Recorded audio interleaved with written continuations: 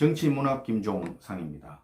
대한민국 정치는 지금 실종되고요. 여야 간에 그야말로 전쟁이나 지금 다름없는 상황이죠. 문재인 전 대통령은 사육사 또 사료값까지 해서 한 달에 250만 원을 주지 않으면은 이 김정은이한테 선물 받은 풍산개 2마리를 반납하겠다. 이러다가 뭐 법령 등등 해가 시비는 있었지만은 풍산개 2마리를 반납했습니다. 이재명 민주당 대표, 유동규에 이어서 지금 김용, 정진상이 수사선상에 올라 있고 자기에게까지 검찰의 수사 칼날이 다가오자 결국은 이 방탄국회 또 거대 야당 국회의원을 볼모로 해서 역시 지금 정부 여당에다가 의기장을 놓고 있는데요. 너희들 예산, 정부 여당에서 주장한 예산을 대통령실 예산을 포함해서 대거 전부 삭감하겠다는 거 아닙니까? 그 안에는요,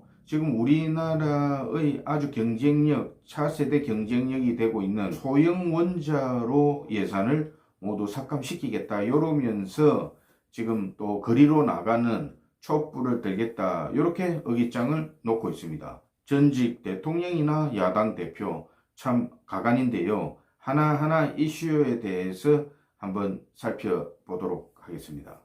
오늘의 주제를 몇 가지 살펴보기 전에 지금 여당은 한동훈 법무부 장관이 일당백을 지금 하고 있고요. 또 반면에 유승민 전 의원은 이 사람이 야당인지 여당인지 윤석열 대통령은 물론이고 정부 여당에 기스를 내고 있는데요. 탈당을 하든지 아니면 민주당에 가야 할 사람 아닌가 이렇게 보고 있습니다. 물론 여당 내에서도 비판의 목소리를 낼 수는 있겠지요. 그러나 그 방법과 태도의 문제는 좀 중요하다 이렇게 보거든요. 저는 도를 넘어섰다고 보고 있습니다. 감정이 실렸다고 보고요. 자기가 왜 자기를 따르는 동료 의원들이나 정치인들이 별로 없는지 국민들을 향해서 바른 소리를 내지르는 것은 누구나 할 수 있는 거거든요. 그러나 편협한 자기의 그 그릇을 가지고 대통령이 만일에 되든지 당대표가 되어서 자기와 다른 그런 의견들 다 소화해낼 수 있겠습니까? 그럴듯해 보이지만 저는 아니라고 봅니다. 그리고 지금 좌파 언론에서는요, 유승민이 이러니까 유승민 의견들을 쫙쫙 잘 기사로 해서 잘 받아주거든요. 이렇게라도 질러서 계속 자기의 정치적인 입지를 넓혀가겠다 이건데요. 이래서 무슨 윤석열이 다 포용을 해도 유승민까지 포용할 수 있겠나 저는 이 판단을 하고 이준석하고 점점 닮아가고 있다. 넘지 않아야 될 선은 넘어서는 안 된다 이렇게 보고 있습니다. 안철수 대표는 그래도 적절하게 그 수위를 봐가면서 같은 말 할 수 있는 거거든요. 이게 모두 제가 늘 얘기하지만은 유승민의 그 협한 그런 정치적인 이 마음 거기서 저는 비롯되었다 이렇게 보고 있습니다. 결국 대통령을 우습게 보고 있는 거거든요.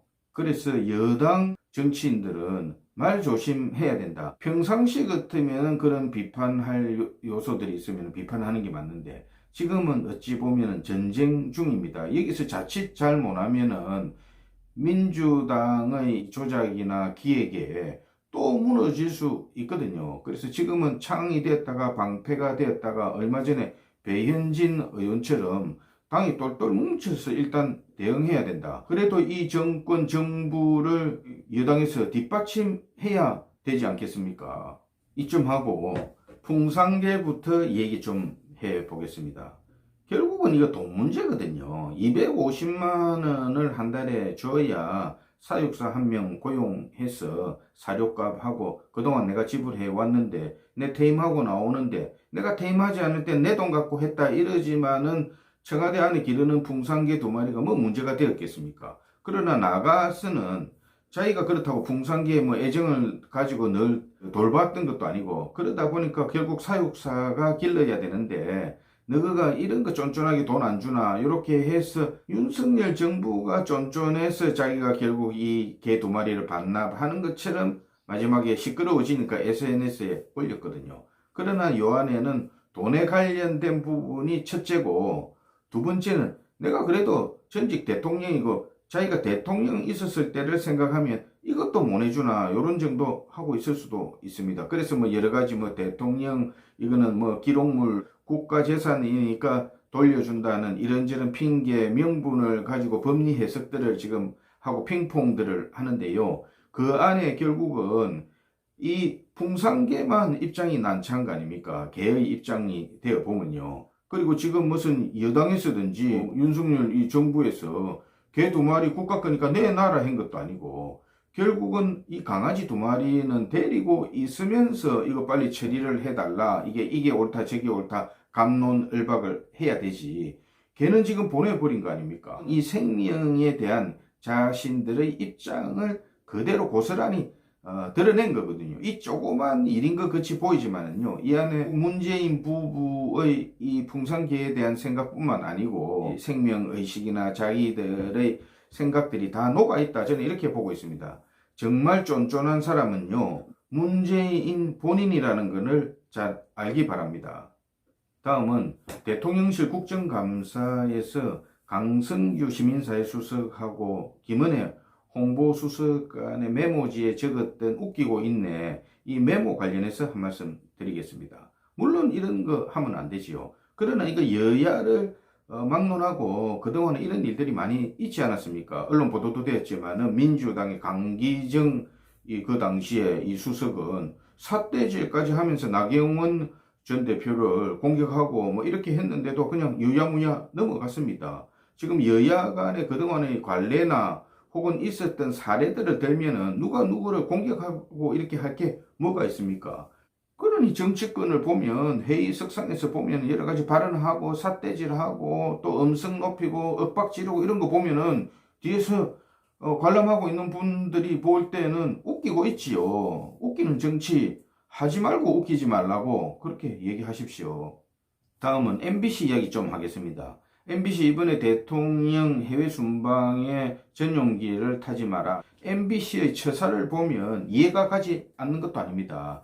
MBC를 보면 공정성을 완전히 상실을 했습니다. 옛날에 군사정권 이럴 때는요, MBC가 그래도 야당 역할들도 해주고 해서 비판적이고 그래서 국민들이 많이 시청하지 않았습니까? 요즘 MBC 보는 사람이 뭐 드라마나 이런 거 말고 뉴스 MBC 보는 사람은 민주당을 지지하는 사람들 외에 많이 없다. 저는 이렇게 보고 있습니다. 옛날에 MBC의 그 위상이 엄세졌다 이렇게 보거든요.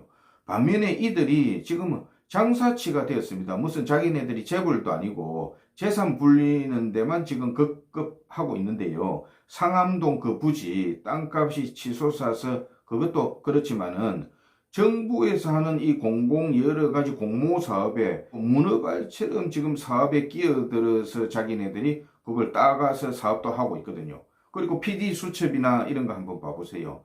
미리 다 기획하고 짜서 어떤 때는 인터뷰하면서 니는 이 말 해달라 저 말 해달라 하면서 그 내용까지 미리 다 전달해서 그걸 인터뷰하도록 따서 자기 의도대로 지금 이걸 몰고 가는데요. 이 그냥 놔두면 안 된다. 저는 이렇게 보고 있습니다. 그리고 자기네들은 오히려 밑에 여러 가지 자회사들 만들어서 문어발처럼 이거 재벌 민간 회사처럼 하는데 아예 MBC라는 언론 간판을 내리지요. 우리가 입법, 사법, 행정 이렇게 해서 3부는 그동안에 서로 견제도 하고 갈등도 생기면서 그래도 문매도 맞는데 언론들은 성역이 되어가 있습니다. MBC가 이번에 전용기를 못하는 이걸 언론 탄압이다 이렇게 해서 기자 뭐 성명도 나오고 하기는 했습니다만요. 자세히 들여다보면은 다른 그런 내용들이 MBC가 많이 가지고 있습니다. 지난번 윤석열 해외 순방 때 있었던 여러 가지 해프닝들 자기들은 사과도 하지 않았습니다. 제가 볼 때는요. 덫을 놓았다 이렇게 저는 의심을 하고 있거든요. 그래서 이 MBC 같은 거대 방송이 공정성을 상실했을 때는 언론의 그런 어떤 책임을 다 못하는데 권리만 주장해서 되느냐 이렇게 보고 있고요. 공공기관들이 광고비든 이런 부분들도 어쩔 수 없이 주는 부분들 많이 있는데요. 선별을 잘 해야 한다 이렇게 보고 있습니다. 진중근 교수는 뭐 다른 말을 했던데 문어발같이 확장하고 갑질하면서 자본주의 영역으로 타락하고 골마가는 이런 MBC 같은 이런 데도 언론으로서의 위상을 다 그대로 100% 존중해 줘야 합니까? 저는 아니라고 봅니다. 다음은 대장동 사건과 더불어서 이재명 부분인데요. 이 사건은 한번 다음에 제가 상세하게 새로 종합적으로 조명을 하겠습니다만은, 지금 보면은 김만배를 시작으로 남욱, 정용학 등 해서 이들 개발업자 일당들이 성남시의 이재명 최측근, 정진상, 김용 이들을 통해서 이 개발 사업이 이 사기꾼들에 의해서 일확천금을 노리는, 용도 변경하고 또 용적률 늘리고 뭐 이렇게 해서 천문학적인 숫자의 이익을 남기고, 이재명도 그 당시에 성남시장 재선을 위해서 거의 박빙승부에서 돈이 필요했을 거고, 그 이후에도 변호사비 뭐 해서 돈 들 일이 많았고, 민주당 대권 후보 경선, 본선 등 해서 돈이 많이 들어가니까 자기한테 돈이 바로 가는 거는 위험하고 이런 부분들을 잘 아니까요. 최측근인 김용하고 정진상 여기다가 실질적으로 맡겨놓고 돈은 김만배 손에 있고, 그래서 이 중간에 브릿지로 딜리버리 왔다 갔다 하면서 전령 역할을 한 게 유동규인데, 유동규는 좀 약해서 이거는 조금 배제시키니까 자기도 뭐 꼭지가 돌았겠지요. 그래서 결국은 유동규의 배신이라고 하지만은, 저는 유동규, 정진상 또 김용 요들이 한 세트고, 김만배, 남욱, 뭐 정영학 해서 요들이 또 개발업자 한 세트고, 그래서 성남시를 두고 그 사이에서 이 개발 사업을 통해서 이익이 막 발생해서 그 돈이 필요로 한 사람이 이재명이다. 그래서 이 안에 보이지 않는 그 손은 이재명이다. 저는 이렇게 의심을 하고 있습니다. 다음에 한번 말씀을 따로 드리겠습니다. 대한민국 지금요, 정권은 바뀌어서 국민들은 윤석열 이 정부가 정권 초기에 왜 이래 버벅거리고 이 사고도 나고 이러느냐 이래 싶을지 모르겠지만은, 이게 문재인 정권에서 곳곳에 이런 거를 염두에 두고 지자체 안에 있는, 심지어 뭐 도서관이나 뭐 이런 자생단체들까지도 전부 장악하고 자기 사람들 다 심어놨습니다. 그래서 이거 다 바꾸려면 엄청난 시간이 걸리거든요. 그런데 보니까 전현희도 안 물러나고 방통위원장도 안 물러나고, 그럼 우리는 뭐 안다고 물러나노? 이러면서 각 공공기관에 스며 있는 이 민주당 이 사람들, 이 좌파들, 그래서 지금 윤석열 정부가 반반 정치를 하고 있다. 반은 문재인 또 사람들, 이 야당, 지금의 야당 사람들하고 정치를 하고 있다. 저는 이렇게 보고 있거든요. 그래서 지자체는 물론이고 또 뭐 위에 장관들, 기관장들 해서 바뀐 사람들은 그 조직 내부에 있는 이런 사람들을, 잘못이 드러나는 사람들을 빨리빨리 솎아내서 윤석열 정부가 제대로 들어서야 국가 정상화가 된다. 이렇게 보고 있습니다. 이들이 지금 아래서요, 한번 터져봐라, 일 터지면 하고 손 놓고 있다. 저는 이렇게 보고 있거든요. 어쩌면은 이들은 뭔 일이 터지기만을 기다리고 있는 사람일 수도 있다. 저는 이렇게 봅니다.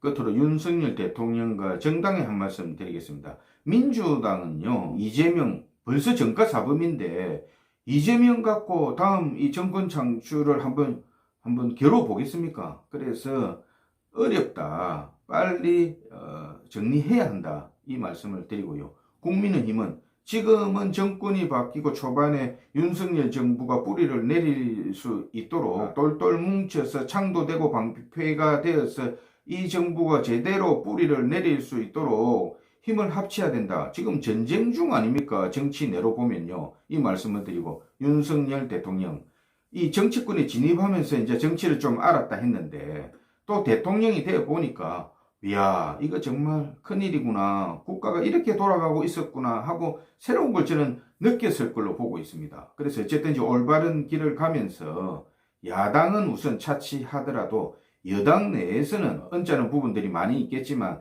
내부적으로는 제가 볼 때 그래도 협치를 해서 다 포용하고 가고, 좋고 옳은 사람을 자기 사람으로 만드는 작업, 그리고 일부 이너스크를 해서 지금도 인재를 빨리 찾아서 다음 총선에 투입해서 국민들의 믿음이나 신임을 받을 수 있는 그런 대비를 해야 한다. 이렇게 보거든요. 대한민국 곳곳에 숨은 인재들 많습니다. 그래서 윤석열 지금 대통령은 내년 한 해가 지금 남아있기 때문에 다음 총선까지가 내 임기다 생각하고 여기까지 올인해야 한다. 그리고 내년을 뭐 지나서 사실상 아직 얘기할 건 아니지만 한동훈 뭐 장관 이런 사람들 다 차출해서 어느 이너서클 자기 사람들은 일부 국회의원을 만들고 또 그 외에 당대표는 잘 호흡을 맞는 사람들을 해야 되겠죠. 이 부분에 대해서 또 다음에 한번 또 말씀을 드리겠습니다.